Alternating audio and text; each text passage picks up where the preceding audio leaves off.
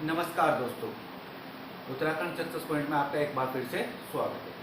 दोस्तों, उत्तराखंड हिस्ट्री की हमारी सीरीज चल रही थी जिसमें हम चंद डायनेस्टी के बारे में, चंद राजवंश के बारे में बात कर रहे थे। ठीक है, तो चंद राजवंश के बारे में अगर आप लोगों को बताऊं, ठीक है, ऑलरेडी हमने 5 पार्ट क्या कर चुके, अपलोड कर चुके हैं और 5 पार्ट हम पढ़ चुके हैं, जिनमें तिरमल चंद जो शासक है वहाँ तक हम पहुँच चुके हैं। ठीक है, आज का हमारा जो टॉपिक रहने वाला है, तिरमल चंद के बाद के जो शासक रहे हैं, तिरमल चंद के बाद जो अगला शासक बनता है बाज बहादुर चंद। ठीक है, उसे हम डिटेल में पढ़ने वाले हैं। ठीक है, तो आइए शुरुआत करते हैं बाज बहादुर चंद की। तो देख लेते हैं दोस्त बाज बहादुर चंद को। आइए देख लेते हैं बाज बहादुर। तो तिरमल चंद के बाद जो अगला राजा बनता है उसका नाम है बाज बहादुर चंद। बाज बहादुर चंद। ठीक है दोस्त, आइए इसके बारे में डिटेल में बात कर लेते हैं। बाज बहादुर चंद, आखिरकार बाज बहादुर चंद जी क्या महत्वपूर्ण कार्य देते हैं। बात करूं बाज बहादुर चंद की। ठीक है, अगर बाज बहादुर चंद की कार्यकाल की बात करूं तो इसके कार्यकाल को लेकर है ना, जो हमारे लेखक हैं उत्तराखंड हिस्ट्री के, उनमें भी आपस में मतभेद है। ठीक है, अजय रावत जी कहते हैं कि इनका जो कार्यकाल है 1638 ईस्वी से लेकर 1678 ईस्वी तक रहता है, जबकि एक राइटर बद्रीदत्त पांडे जी कहते हैं, 1636 ईस्वी से लेकर इनका कार्यकाल 1678 ईस्वी तक रहता है। आपको दोनों ही सन याद रखने हैं। ठीक है, एग्जामिनर में पूछेगा, वो किसके अनुसार आपसे पूछेगा ना, पूछेगा कि अजय रावत जी के अनुसार, है ना। अगर पूछा तो बाज बहादुर चंद का कार्यकाल क्या है, तो आप अजय रावत जी के अनुसार बता देना। बद्रीदत्त पांडे के अनुसार पूछे तो बद्रीदत्त पांडे के अनुसार बता देना। पर बहुत ही रेफरेंस चांस है कि बहुत ही कम चांस है कि ये क्या पूछे, आपसे कार्यकाल पूछ ले, क्योंकि यहाँ पर आपस में मतभेद देखने को मिलता है। पर जहां तक देखते हैं इतिहास की घटनाओं के आधार पर बद्रीदत्त पांडे जी का कथन क्या होता है, सत्य साबित होता है। तो इसी को आधार मानकर हम आज क्या करने हैं वाले हैं, स्टडी करने वाले हैं। तो बद्रीदत्त पांडे जी के अनुसार 1636 से लेकर 1678 ईस्वी तक लगभग 42 वर्ष बाज बहादुर चंद जी क्या करते हैं, राज करते हैं। बाज बहादुर चंद क्या करते हैं, राज करते हैं, और अपने 42 वर्ष के शासनकाल में एक काफी महत्वपूर्ण कार्य यहाँ पर चंद डायनेस्टी में, चंद राजवंश में कर देते हैं और साम्राज्य के विस्तार में महत्वपूर्ण योगदान अपना देते हैं। तो आइए देखते हैं। बाज बहादुर चंद की बात करूं तो ये दिल्ली सल्तनत में शाहजहां के समकालीन बताए जाते हैं। किसके समकालीन बताए जाते हैं, शाहजहां के समकालीन बताए जाते हैं। ठीक है, और आगे चलकर बाद में चलकर ये औरंगजेब के भी समकालीन हो जाता है, ये भी आपको ध्यान रखना है। आगे चलकर ये औरंगजेब के भी समकालीन हो जाते हैं। तो शाहजहां और औरंगजेब इनके समकालीन बताए गए। इसके बाद बात करूँ तो अगर गढ़वाल में बात करूँ, परमाणु में बात करूँ, गढ़वाल में है ना, गढ़वाल में बात करूँ तो गढ़वाल में ये, या फिर कोवार में बात करूँ, कोवार वंश में ये, ठीक है, इसके समकालीन बताए गए हैं। ये बताए गए हैं पृथ्वीपति शाह या फिर पृथ्वीपति शाह के समकालीन बताया गया। ठीक है दोस्त, तो जैसे ही राजा बने, अब राजा बनते ही जो चंद थे इनके मुगलों के साथ संबंध थोड़े अच्छे हो गए थे। ठीक है, मुगलों के साथ संबंध अच्छे हो गए थे, क्योंकि क्या हुआ था, जब शाहजहां का राज्याभिषेक हुआ था, क्या घटना घटी थी, इससे पहले हम थोड़ा सा देख लेते हैं क्या घटना घटी थी। कि मुगलों के जो संबंध थे, वो मुगलों से जो संबंध थे चंदों के, वो अच्छे हो गए थे और गढ़वाल वालों के खराब हो गए थे। ऐसी क्या घटना घटी कि मुगलों से इनके संबंधों में मधुरता आई और गढ़वाल वालों से कठोरता आई, है ना। तो देख लेते हैं क्या हुआ था। जब शाहजहां का 1627 ईस्वी में क्या हुआ, राज्याभिषेक हुआ। शाहजहां का 1627 ईस्वी में क्या हो रहा था दोस्त, राज्याभिषेक होना था। तो शाहजहां ने सभी राजाओं को आमंत्रित करा था। किसने करा था, आमंत्रित करा अपने राज्याभिषेक में। ठीक है, राज्याभिषेक में सभी जो छोटे छोटे राजा थे और सभी बड़े राजा थे, जो और है ना अलग अलग जगह से उन सबको आमंत्रित करा कि आप आइए मुगल बादशाह के राज्याभिषेक में। तब सभी लोग यहाँ पर आप पहुंचे, है ना, सभी लोग आए। पर यहाँ पर गढ़वाल के राजा महीपति शाह ने क्या कर दिया, आने से मना कर दिया था। गढ़वाल के राजा महीपति शाह ने इसके राज्याभिषेक में आने से क्या कर दिया, मना कर दिया। ठीक है, कुछ बात होगी, है ना, तो इसने मना कर दिया। इसके बाद शाहजहां ने महीपति शाह को यहाँ पर अक्कड़ राजा कहकर संबोधित किया था। ये तो अक्कड़ राजा है, इसके अंदर तो अक्कड़ है ना। शाहजहां ने किसे अक्कड़ राजा कहकर संबोधित किया, तो महीपति शाह को संबोधित किया था। जिसके बाद शाहजहां जो राजा था, मुगल राजा था, इसने गढ़वाल वाले राजाओं को नीचे दिखाने में कहीं भी कोई कसर नहीं छोड़ी। ठीक है, इसका उद्देश्य होगा था कि अब इन लोगों को नीचे दिखाना है। ठीक है, और यहाँ पर अपनी सत्ता स्थापित करनी है, इन लोगों को जीतना है। तो ये वो घटना थी जिसके कारण गढ़वाल से मुगलों की क्या होगी, जो प्रेम भाव का संबंध था वो एक तरीके से समाप्त हो गया। अब दुश्मन वाली जो फीलिंग थी इनके बीच जाग गई थी। और जबकि इधर जो लोग थे, ये चंद्र राजवंश के जो लोग थे, ये ज्यादातर मुगलों के संपर्क में ही रहे। जैसे जानचंद वहां फिरोज तुगलक से दिल्ली सल्तनत से मिले, इसके बाद आगे आगे अलग अलग राजा जाते रहे, है ना। तो इस प्रकार से संबंध अपने इनके मधुर होते रहे। और बाज बहादुर चंद ने क्या करा, इस अकड़ राजा को, यानी इसकी अकड़ निकालने के लिए क्या करा, बाज बहादुर चंद ने खूब सहयोग करा इसका, शाहजहां। ठीक है, शाहजहां का खूब सपोर्ट किसने करा, बाज बहादुर चंद ने करा। ठीक है, एक तरीके से मुगलों का चमचा, मुगलों का चमचा किसे कहा जाता था, तो मुगलों का चमचा कौन कहा जाता था दोस्त, तो ये कहा जाता है बाज बहादुर चंद। इसने मुगलों की बहुत ज्यादा कॉपी करी है, बहुत ज्यादा इन्हें फॉलो करा है। तो अब क्या होता है, 1636 ईस्वी में जैसे ही महीपति शाह की मृत्यु हो जाती है, 1636 ईस्वी में महीपति शाह की मृत्यु हो जाती है। और जो उसका पुत्र होता है पृथ्वीपति शाह, वो भी छोटा होता है। और इसकी जो माता होती है कर्णावती, वो उसकी संरक्षिका बनती है। इधर गढ़वाल की स्थिति कुछ इस प्रकार से बन जाती है। 1636 ईस्वी में महीपति शाह की मृत्यु के बाद क्या घटनाएं घटती है कि जो राज सिंहासन होता है वो खाली हो जाता है। और वहां पर पृथ्वीपति शाह जो होता है उसे बिठा दिया जाता है। वो वयस्क होता है, छोटा बच्चा होता है, ठीक है, कम उम्र का। और उसकी संरक्षिका कर्णावती यानी उसकी माता को बना दिया जाता है। ठीक है, इतना क्लियर है। इसके बाद बात करूं तो इस घटना का पता जैसे ही बाज बहादुर चंद को लगता है कि यहाँ पर राजा जो है महीपति शाह की मृत्यु हो गई और एक छोटा सा बच्चा क्या कर रहा है, राज सिंहासन संभाल रहा है, तो बाज बहादुर चंद ने इसकी जानकारी किसे पहुंचा दी, दिल्ली पहुंचा दी। किसे पहुंचा दी, शाहजहां को पूछा। और शाहजहां ने क्या करा, यहाँ पर अपने अपमान का बदला लेने के लिए शाहजहां ने इस पर यहाँ पर 1636 में गढ़वाल पर आक्रमण करवा दिया। जिसकी पूरी रणनीति किसने तैयार करी थी, बाज बहादुर चंद ने तैयार करी थी। ठीक है, क्योंकि इसने ही सारी खबर अंदर की यहाँ की इसे बताई थी। तो इसके बाद शाहजहां ने क्या करा, 1636 ईस्वी में गढ़वाल पर आक्रमण कर दिया और अपने सेनापति नवाजत खां को यहाँ पर आक्रमण करने के लिए भेजा। अपने सेनापति नवाजत खां को आक्रमण करने के लिए भेजा। पर यहाँ पर इस आक्रमण की जानकारी कर्णावती को पहले से ही हो गई थी। पहले ही इसे भनक लग गई कि आक्रमण होने वाला है। इसी कारण इसने क्या करा, जैसे इसे पता लगा कि आक्रमण होने वाला है, इसने क्या करा, अपने जो क्षेत्र है, अपना जो दुर्ग है, उसकी क्या करवा दी, चारों तरफ से किलेबंदी करवा दी।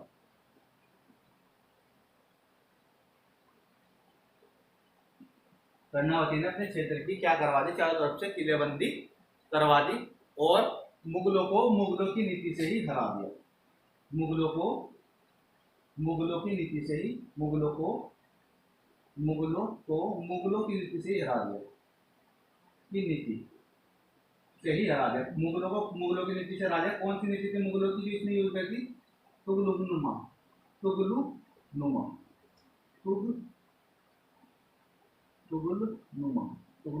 ठीक है। तो ये युद्ध नीति इसने क्या करी थी, प्रयोग करी थी। वही नीति है जो पहली बार बाबर ने प्रयोग करी थी यहाँ पर, है ना, भारत में जब ये आया था। उसी नीति से इसने क्या करा, कर्णावती ने नवाजत खां और इसकी सेना यानी मुगलों की सेना को हरा दिया और इनकी सेना को क्या कर दिया, बंदी बना लिया और नवाजत खां का क्या कर दिया, नाक काट दिया। ठीक है, तब से ये नाक काटने वाली रानी कहलाई, नाक काटने वाली रानी कहलाई कर्णावती, रानी कहलाई। इसके बाद नाक कटा लेकर के फिर दरबार में पहुंचा नवाजत खान, तो इसने यहाँ जाकर आत्महत्या कर ली। ठीक है तो इस प्रकार की कुछ घटना यहाँ पर घट रही थी। ठीक है, और साथ में इधर बाज बहादुर चंद का ही ये सारा करा धरा था।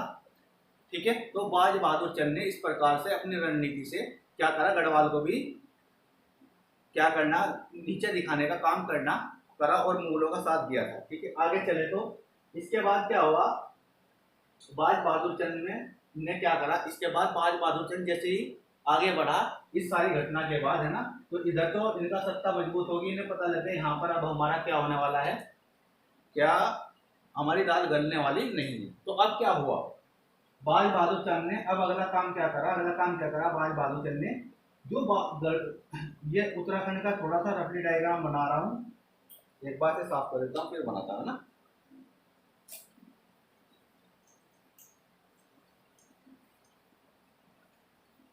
तो देखें क्या हो रहा था यहाँ पे, है ना, बाज बहादुर चंद ने अगला काम क्या करा, जिस उत्तराखंड का ये क्षेत्र माना जाता है ना, ये वाला क्षेत्र था, तो ये मान के चलते हैं ये वाला है ना, ये वाला क्षेत्र था, यहाँ ये सब राज कर रहे थे, चंद डायनेस्टी है ना, चंद राजवंश इधर कुमाऊं वाले क्षेत्र में राज कर रहे थे, इधर गढ़वाल वाला क्षेत्र था। तो इस वाले कुछ क्षेत्र पर यहाँ पर कत्यूरों ने अपना साम्राज्य, कत्यूरों ने अपना कब्जा कर रखा था, है ना, इस वाले क्षेत्र पे मनीलागढ़, इस मनीलागढ़ पर कत्यूरियों ने अपना कब्जा कर रखा था। तो इधर से क्या करा, बाज बहादुर चंद ने इस पर आक्रमण कर इस मनीलागढ़ को कत्यूरियों के कब्जे से छुड़वाया और चंद साम्राज्य में मिला लिया। पहला काम क्या करा, मनीलागढ़ को जीतकर जो कत्यूरियों का कब्जा था उस कत्यूरियों कब्जे को छुड़वाया और इस क्षेत्र को कहाँ मिला लिया, चंद साम्राज्य में मिला लिया। ठीक है, क्लियर इतना। इसके बाद ये लोग यहाँ से भागे, ये कत्यूरी राजा जो यहाँ से भागे, इन्होंने शरण ली गढ़वाल के अंदर, इन्होंने शरण कहा ली गढ़वाल के अंदर, गढ़वाल में इन्होंने शरण ली। और ये कत्यूरी राजा कुछ इस प्रकार के राजा थे, ये लूटपाट किया करते थे, है ना, जनता को परेशान करते थे, लूटपाट इनका क्या हो गया था, पैसा बन गया था।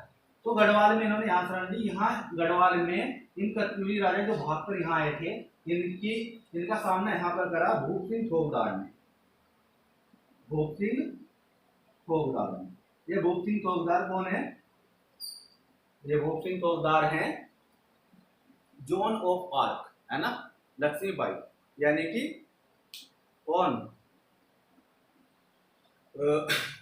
यह है आपकी तिल्लू रोटेली, है ना, जोन ऑफ आर्क भूप सिंह तिल्लू रोटेली के पिता थे।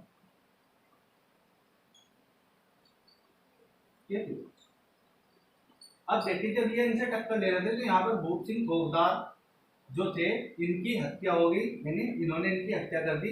इन्होंने कत्यूरियों ने जो यहाँ पर कब्जा करे हुए थे, ये कत्यूरी इन्होंने क्या कर दी, इनकी हत्या कर दी। अब हत्या कर दी, इसके साथ में तिल्लू रोतेली जो 15 वर्ष की थी, अभी इसकी क्या हुई थी, जब नई नई सगाई हुई थी, है ना, मंगेतर इसका बन गया था, नई नई सगाई हुई थी, तो इसके मंगेतर को भी मार दिया। और इसके 2 भाई हुआ करते थे यहाँ पर, इसके 2 भाई हुए, इनकी भी हत्या कर दी। ठीक है, तो इस प्रकार से कुछ घटनाएं यहाँ पर घट रही थी। तो देख लेते हैं अब क्या हुआ, मंगेतर की भी हत्या, 2 भाई और इसके पिता की भी हत्या कर दी। अब इसने क्या प्रण लिया कि अब अपने पिता की मृत्यु का मुझे बदला लेना है, प्रतिशोध लेना है। इस बात को आधार मानकर तिल्लू रोतेली ने क्या करा, अपनी एक नई सेना बनाई, अपनी एक सेना का गठन कर दिया। और इसकी सेना में इसका मामा रामू भंडारी, इसकी 2 सहेलियां देवली और वेलू, ठीक है, और इसकी घोड़ी बिंदुली शामिल थी। इसने एक सेना बनाई और खुद भी ये क्या थी, पराक्रमी थी और खुद भी बहुत ज्यादा बहादुर थी। ठीक है, इसने क्या करा, अपनी एक सेना का गठन कर लिया और इन कत्यूरियों से क्या करा, सामना करने के लिए सबसे पहले इसने क्या करा, सामना करने के लिए अपनी सेना को प्रशिक्षण देने का काम करा। अपनी सेना को इसने प्रशिक्षण देने का काम करा, क्योंकि अब सेना जो तैयार करी थी इसमें लोग शामिल थे, मामा, 2 सहेलियां और घोड़ी, है ना, और खुद भी अपने आप को क्या करना था, ट्रेनिंग देनी थी। ट्रेनिंग देके क्या करना था, इसके बाद कत्यूरियों का सामना करना। तो इन्होंने क्या करा, ट्रेनिंग के लिए, प्रशिक्षण के लिए प्रशिक्षण के लिए जा पहुंचे कहाँ पर, गौरीनाथ जी के पास, गुरु गौरीनाथ के पास। कहाँ पर पहुंचे प्रशिक्षण के लिए, गुरु गौरीनाथ के पास। गौरीनाथ ने इन्हें यहाँ पर शिवाजी की गुरिल्ला पद्धति सिखाई। शिवाजी की कौन सी पद्धति सिखाई, गुरिल्ला पद्धति सिखाई, गुरिल्ला पद्धति। ये युद्ध की पद्धति है, गुरिल्ला पद्धति इसने शिवाजी की इन्हें सिखा दी, गुरिल्ला पद्धति इन्हें सिखाई। अब इस पद्धति को सीखने के बाद इन्होंने क्या करा, कत्यूरियों का सामना करा और कत्यूरियों को है ना चुन चुन कर मारा। और इस घटना के बाद जैसे इन्होंने कत्यूरियों का सफाया करा, कत्यूरियों के सफाया करने के बाद तिल्लू रोतेली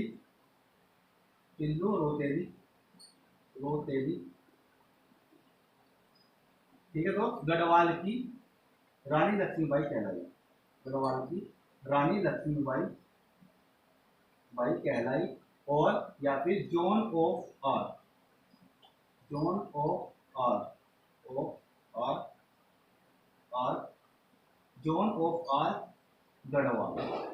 कहलाई, ठीक है। ये इसने क्या करा, अपना नाम धारण करा, ये भी आपको ध्यान रखना है। इसके बाद बात करो तो नेक्स्ट, ठीक है, इसके बाद अगला जो काम करा, ऐसा बताया था तिल्लू रोतेली ने, इसके बाद है ना, इस घटना के बाद कुल 7 युद्ध लड़े हैं और एक भी नहीं हारे। ठीक है, तिल्लू रोतेली के बारे में अगर बताऊं तो 7 युद्ध लड़े हैं इसने और एक भी ये नहीं हारी। तो आइए देख लेते हैं 7 युद्ध कौन कौन से हैं। आइए देख लेते हैं 7 युद्ध कौन कौन से ये रहे। पहला युद्ध की बात करूं तो 7 युद्ध में पहला युद्ध था खेरागढ़ का युद्ध। पहला है ना, आपको डायरेक्टली क्या करना है, नाम याद रखने, खेरागढ़ का युद्ध, खेरागढ़ का युद्ध। ठीक है, खेरागढ़ के युद्ध के बाद दूसरा है भिलन घोड़ का युद्ध, भिलन घोड़ का युद्ध। इस युद्ध में इसकी 2 सहेलियां मारी गई थी, इनका ध्यान रखना है। 2 सहेली किस युद्ध में मरी, तो भिलन घोड़ के युद्ध में इसकी 2 सहेलियां मारी गई थी। तीसरे युद्ध की बात करूं तो जयुलदालू युद्ध। ठीक है, जयुलदालू युद्ध, तीसरे युद्ध का नाम जयुलदालू युद्ध। चौथा जो युद्ध है हमारा, चौथा युद्ध है जो इसने लड़ा वो है उफेर खाल का युद्ध, उफेर खाल कोड़ी है ना, उफेर खाल का युद्ध, उफेर खाल का युद्ध। फिर है उफेर खाल के बाद कालिका खाल का युद्ध 5। इसके बाद 6 नंबर पर है, 5 के बाद 6 नंबर पर है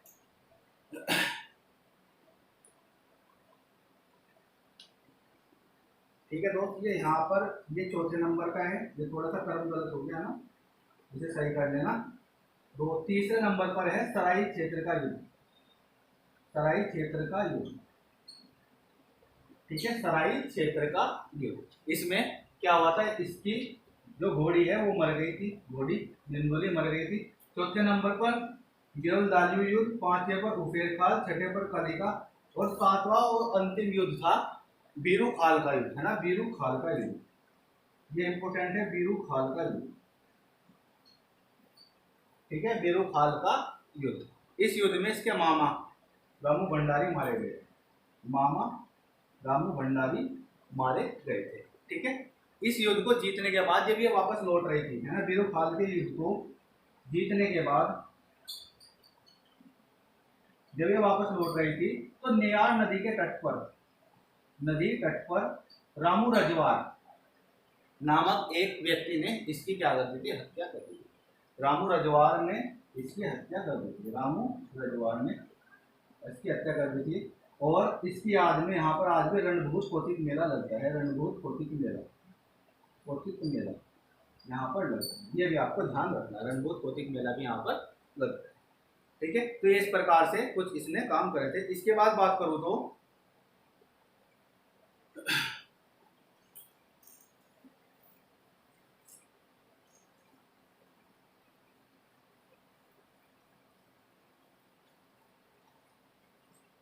ठीक है, तो ऐसा होता है, दिल्ली सल्तनत में शाहजहां की मृत्यु हो जाती है। दिल्ली सल्तनत में क्या घटना घटती है, शाहजहां की मृत्यु हो जाती है और शाहजहां के 4 पुत्र, शाहजहां की मृत्यु के बाद, शाहजहां की मृत्यु के बाद शाहजहां के 4 पुत्रों में क्या होता है, उत्तराधिकारी युद्ध लड़ा जाता है। 4 पुत्र कौन कौन है दोस्तों, दारा सिकोह, मुराद, ठीक है, शाह शुजा और औरंगजेब। दारा सिकोह बड़ा पुत्र, सिकोह, मुराद, औरंगजेब, औरंगजेब,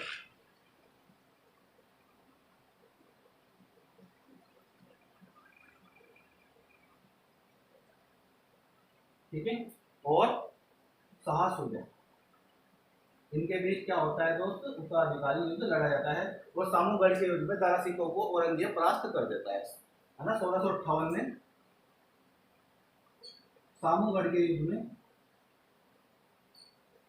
सामूगढ़ के युद्ध में औरंगजेब दारा सिकोह को क्या कर देता है, परास्त कर देता है, औरंगजेब जीत जाता है। इसके बाद दारा सिकोह का जो पुत्र होता है सुलेमान सिकोह, दारा सिकोह से क्या कहता है, यहाँ से भागने के लिए सलाह देता है, सुलेमान सिकोह को यहाँ से भगा देता है। तब सुलेमान सिकोह यहाँ से भागकर कहाँ शरण लेने के लिए पहुंचता है, बाज बहादुर चंद के यहाँ, बाज बहादुर चंद के यहाँ। पर बाज बहादुर चंद को मुगलों का प्रिय था, है ना, तो ये तो शरण देगा नहीं, दुश्मनी इनसे बैर नहीं लेगा, तो मुगल बाज बहादुर चंद ने इसे शरण नहीं दी, शरण नहीं दी। इसके बाद ये कहाँ पहुंचा शरण लेने के लिए, पृथ्वीपति शाह के यहाँ। तो पृथ्वीपति शाह ने क्या करा, इसे शरण दी, सुलेमान सिक्का को शरण दी, पृथ्वीपति शाह ने शरण दी सुलेमान सिक्का। तो ये घटना भी यहाँ पर घटी थी। इसके बाद बात करूँ तो बाज बहादुर चंद, ठीक है,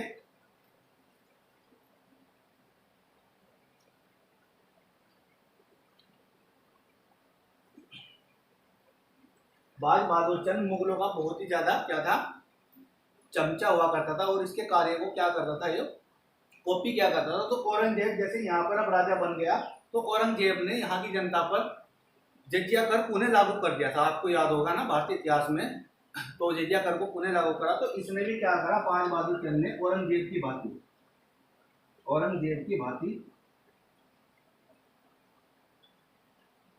ठीक है, कर लगाने शुरू कर दिए और इसने टोटल 4 कर यहाँ पर, जजिया तो लगाया ही, जजिया कर लगाया और जजिया कर के साथ में 4 कर और लगा दी, है ना, तो कुल 5 कर इसने लगा दिए, ठीक है, आपको ध्यान रखना है। तो 5 कर कौन कौन से, 4 कर अलग कौन कौन से हैं, अगर 5 के कर तो पहला जजिया, फिर सिरती, मांगा, टांडा और नमक कर, ये आपको ध्यान रखना है, ठीक है। तो कौन कौन से थे, सिरती, मांगा, टांडा और चौथे नंबर पर नमक कर, ये 4 कर इसने जनता पर थोप दिए थे, ठीक है, औरंगजेब से प्रेरित हो गया, औरंगजेब की कॉपी करने के बाद, ठीक है। इसके बाद इसने क्या करा, जो 84 माल परगना वाला क्षेत्र था, है ना, 84 माल परगना वाला क्षेत्र, ठीक है, उस वाले क्षेत्र पर क्या करा इसने, महीने में 1 दिन व्यापार पर रोक लगा दी, महीने में 1 दिन व्यापार पर रोक लगा दी। 84 माल परगना वाले क्षेत्र पर महीने में 1 दिन व्यापार पर रोक लगा दी, 1 दिन कोई व्यापार नहीं होगा, ठीक है, और इस प्रकार की पहल भी इसने शुरू करी थी। इसके बाद बात करूं तो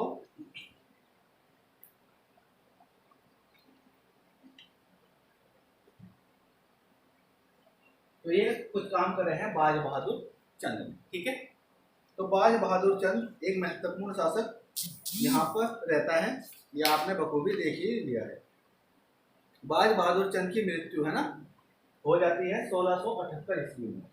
बाज बहादुर चंद की मृत्यु 1678 ईस्वी में हो जाती है और 1678 ईस्वी में इसकी मृत्यु के बाद अगला राजा बनता है उद्योत चंद, बहुत ही ज्यादा महत्वपूर्ण शासक उद्योत चंद, ठीक है। आइए इसे देख लेते हैं, उद्योत चंद के बारे में कुछ महत्वपूर्ण घटनाएं क्या क्या घटी। उद्योत चंद की बात करो तो 1678 ईस्वी से लेकर 1690 ईस्वी तक उद्योत चंद ने लगभग बात करो तो 22 साल इसने राज करा, 22 या 12, चलो देख लेते हैं ना, अभी जोड़ लेंगे। उद्योगचंद 1678 ईस्वी है ना, मृत्यु के बाद राजा बन जाएगा। तो 1690 तक 280 और 10 12 है ना, 12 वर्ष तक राज करा। ठीक है दोस्त, तो 22 बोल दिया गलती से, उसका करेक्शन कर लेना। यह है 12 वर्ष इसने राज करा। अपने 12 वर्ष के शासनकाल में, छोटे शासनकाल में सबसे ज्यादा काम करने वाला राजा उद्योगचंद है ना, सबसे ज्यादा राज काम करने वाला राजा उद्योगचंद। बात करूँ दिल्ली में औरंगजेब के समकालीन, ठीक है। और गढ़वाल में बात करो तो गढ़वाल में मेदिनी शाह के समकालीन, मेदिनी शाह, ठीक है। और आगे बात करूं तो डोटी में बात करूं, डोटी साम्राज्य में देवपाल के समकालीन, क्योंकि देवपाल यहाँ पर बार बार आक्रमण अब करेगा, इसलिए ये भी जानना जरूरी है। ठीक है, तो उद्योगचंद, आइए जानते हैं उद्योगचंद के बारे में। तो बताया कि उद्योगचंद ने 12 वर्ष राज करा। तो अगर बात करूं उद्योगचंद के है ना महत्वपूर्ण कार्यों के बारे में, उद्योगचंद नेपाल पर आक्रमण करने वाला दूसरा राजा था। नेपाल पर आक्रमण करने वाला दूसरा राजा था, है ना। पहला कौन था दोस्त? तो पहला आपको बखूबी याद होगा भारती चंद था, है ना, जिसने डोटी के राजा से भी कर वसूला था। आपको याद होगा पहली बार स्वतंत्र राजा बना था भारती चंद, है ना। तो दूसरा राजा कौन था जिसने डोटी पर आक्रमण करा, नेपाल पर आक्रमण करा? कौन था? उद्योगचंद। ठीक है, और इसने अगर बात करूं तो नेपाल यानी डोटी पर कुल 3 बार जीत पाई है। कितनी बार? 3 बार जीत पाई, यानी 3 बार इनका आमना सामना रहा होगा, 3 बार जीत पाई। तो आइए देख लेते हैं क्या कंडीशन यहाँ पर बन रही थी, है ना। अगर बात करो तो कुछ कंडीशन इस प्रकार बन रही थी कि उद्योगचंद जो था, इसके साम्राज्य को केवल 2 ही राजाओं से क्या था? भय था, खतरा था, है ना। खतरा केवल 2 से ही था। एक तो था डोटी से, डोटी के राजा देवपाल से, ठीक है। तो डोटी के राजा देवपाल से खतरा था, और दूसरा खतरा था गढ़वाल के राजा मेदिनी शाह से। तो इन दोनों ने आपस में क्या कर ली? संधि कर ली, देवपाल और मेदिनी शाह ने। और संधि कर 1678 ईस्वी में उन्होंने संधि करी थी, है ना। 1678 ईस्वी में उन्होंने संधि करी थी, और 1678 ईस्वी में संधि कर क्या करा? आक्रमण करा उद्योगचंद। पहला आक्रमण, है ना, 3 जीत पाई थी, उनमें से पहला 1678 ईस्वी में पहला आक्रमण करा उद्योगचंद पर उद्योगचंद इस आक्रमण में क्या हो गया? जीत गया। ठीक है, जीत गया। अब उद्योगचंद क्या हो गया? जीतने के बाद उद्योगचंद कुछ समय बाद यहाँ से जा रहा था, कहाँ पर? स्नान पर। स्नान के लिए कहाँ पर जा रहा था? प्रयाग, है ना, प्रयाग जा रहा था। ठीक है, पर प्रयाग रास्ते में जाने से पहले ही क्या हुआ? इस पर आक्रमण का प्लान बना लिया। किसने दोस्त? 1680 की ये घटना है। 1680 में दूसरा आक्रमण, यहाँ पर प्लान बना लिया किसने? देवपाल ने। देवपाल ने यहाँ पर आक्रमण का प्लान करा और आक्रमण के लिए सारी खबर कर ली। तब इस पे जाहिर आता रास्ते में यहाँ पर पहुंचा था रघुनाथ घाट पर। इस पर संदेश आ गया कि देवपाल आक्रमण करने वाला है रघुनाथ घाट पर। तो यहीं से ये स्नान कर वापस आ गया रघुनाथ घाट से, और देवपाल के दूसरे आक्रमण का भी इसने बखूबी सामना करा। ठीक है, ध्यान दे, पहला आक्रमण जो हुआ था, पहले आक्रमण में उद्योगचंद का सेनापति मेसू शाह मारा गया था, ये ध्यान रखना है आपको। ठीक है, मेसू शाह मारा गया था। ठीक है, इसके बाद देवपाल ने जो आक्रमण करा दूसरा, इसमें इसने क्या करा? चढ़ाई करी, और इसने अब की बार क्या करा? देवपाल ने काली कुमाऊं वाले क्षेत्र पर कब्जा कर लिया। इतना ही यहाँ से वापस आता रहा ना, तो इसने काली कुमाऊं वाला जो क्षेत्र था, काली कुमाऊं का जो क्षेत्र था, इस पर क्या कर लिया? कब्जा कर लिया। अब क्या हुआ? जैसे ही वापस आया, काली कुमाऊं को छोड़कर यहाँ से भाग गया, है ना, क्योंकि राजा आ गया। राजा का क्या वैसे डरता है, काली कुमाऊं का क्षेत्र छोड़कर भागा और पीछे हटा, और जाकर कहाँ पहुंच गया? पीछे अजमेरगढ़ वाले किले पर पहुंच गया। कहाँ पहुंच गया? अजमेरगढ़ का किला, जिसकी राजधानी हुआ करती थी, अजमेरगढ़ के किले पर पहुंच गया। और यहीं पर राज्य यहाँ तक भी इसे किसने? उद्योगचंद ने छोड़ा नहीं, और यहाँ से भी इसे खदेड़ दिया, पीछे खदेड़ दिया। और खदेड़ने के बाद इसे जहां पर ये छिपा था वहीं से दबोचा, और इसे दबोचने के बाद ठीक है 1688 ईस्वी में इन लोगों के बीच खेरागढ़ की संधि होती है। 1688 ईस्वी में इन दोनों के बीच खेरागढ़ की संधि होती है। खेरागढ़ की संधि इसमें यह बोलता है कि आज से मैं आपके अधीन और दोबारा आक्रमण नहीं कर। पर यह क्या करता है 1696 ईस्वी में इस संधि का उल्लंघन कर देता है और दोबारा से तीसरी बार इस पर आक्रमण कर देता है। 1696 ईस्वी में देवपाल तीसरी बार आक्रमण करता है, तीसरी बार आक्रमण कर देता है। और दूसरे युद्ध की बात करूं तो दूसरे युद्ध में भी उद्योगचंद का एक प्रमुख सेनापति मारा जाता है जिसका नाम होता है हीरू देवबा, यह मारा जाता है, ये भी ध्यान रखना आपको ना। तीसरे युद्ध में क्या होता है, अब तीसरे युद्ध में भी देवपाल क्या हो जाता है, बहुत ही ज्यादा आपकी बात तैयार होकर आता है और उद्योगचंद पर तीसरा आक्रमण कर देता है। इस आक्रमण में ठीक है देवपाल के साथ अन्य लोग भी लग जाते हैं, कुछ अन्य छोटे छोटे जो राजा होते हैं वो भी लग जाते हैं। और इस युद्ध में क्या हुआ, इस युद्ध को देखने के बाद इस युद्ध, ये जो युद्ध होता है तीसरा, ये महत्वपूर्ण युद्ध माना जाता है क्योंकि इस युद्ध में देवपाल ने उद्योगचंद को बहुत बुरी तरीके से क्या कर दिया, परास्त कर दिया था, बहुत बुरी तरीके से मारा था इसकी सेना को, वो परास्त कर दिया था। जिसके कारण इस हार से व्याकुल होकर उद्योगचंद ने क्या कर लिया है ना, 1696 में हार से व्याकुल होकर इसने क्या कर लिया, युद्ध से तौबा कर ली और अपना हृदय परिवर्तन कर लिया। अब इसने अपना बाकी का जीवन धार्मिक कार्यों में लगा दिया और अपने जीते जी ही ज्ञानचंद सेकंड अपने पुत्र को राजा घोषित कर। ठीक है, क्या हुआ दोस्तों, तीसरे युद्ध में है ना देवपाल ने उद्योगचंद को बहुत बुरी तरीके से पटका, उद्योगचंद को हरा दिया। और हराया कैसे, किस प्रकार हरा दिया, इस हार से ये पूरा व्याकुल हो गया, इसका हृदय परिवर्तन हो गया। हृदय परिवर्तन के बाद ये धार्मिक कार्यों में लग गया और अपने जीते जी इसने अगला राजा किसे बना दिया, ज्ञानचंद सेकंड को राजा घोषित कर दिया। ठीक है, अब इसने क्या धार्मिक कार्य करे हैं वो थोड़े से महत्वपूर्ण रहने वाले हैं। जैसे पहला काम करा त्रिपुरी बाला सुंदरी मंदिर का निर्माण करा, पहला काम त्रिपुरी बाला सुंदरी मंदिर का निर्माण, बाला सुंदरी मंदिर का निर्माण, बहुत ही बेहतरीन कार्य है ये, है ना, एग्जाम में पूछा जा सकता है। दूसरा काम बालेश्वर मंदिर चंपावत,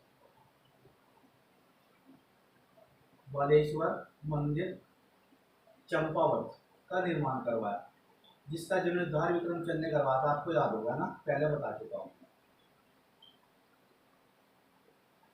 इसके बाद अगला काम क्या करा इसने, ठीक है। अच्छा, जो तीसरा युद्ध है इसकी तुलना भी करी गई है ना, कलिंग युद्ध से इसकी तुलना करी गई है चंदों में, तो ये थोड़े से तुलनात्मक सवाल बन सकते हैं। खैर बनना या ना बनना वो तो बाद की बात है, पर आपको थोड़ा सा क्या करना है, एक आइडिया लेना है कि कलिंग युद्ध के समान है तो तुलना कर देगा कलिंग युद्ध में, है ना, कि भैया कौन किस युद्ध को कलिंग युद्ध बताया गया है। तो ज्वेल दीपाइल का युद्ध है जो किसी स्थान पर हुआ था, ज्वेल दीपाइल, तो इसे बोल देंगे ये ज्वेल दीपाइल का युद्ध है ना, ये कलिंग युद्ध के समान बताया गया है। तो इस प्रकार के सवाल आपको देखने को मिल सकते हैं। ठीक है, तो ये हुआ उद्योगचंद। ठीक है दोस्त, इसके बाद जो अगला राजा बनने वाला है, अगला राजा हमारा रहेगा कौन, ज्ञानचंद सेकंड। इसके बारे में बात करेंगे हम अगले लेक्चर में। थैंक यू दोस्त।